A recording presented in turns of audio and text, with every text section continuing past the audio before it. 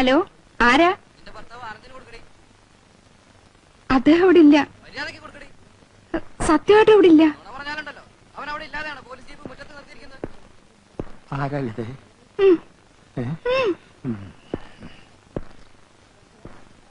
Sub inspector Anandan speaking. നീ അധികകാലം ആനന്ദിക്കേണ്ടി വരില്ല. നിന്റെ അന്ത്യം അടുത്തു കഴിഞ്ഞു. ഞങ്ങളുടെ പാർട്ടി പ്രവർത്തകരെ തല്ലിച്ചതച്ച് നീ കുറെ സൂചിച്ചില്ലടാ. നീ എന്ത് വിചാരിച്ചു ഞങ്ങൾ ഇനി അധികാരത്തിൽ വരില്ലെന്നോ? അല്ല സുഹൃത്തെ, ഞാൻ ഒന്നും പറയണ്ട കഴുത. നിങ്ങളാരാ? നിന്റെ കാലൻ. ആരാ? കാലൻ.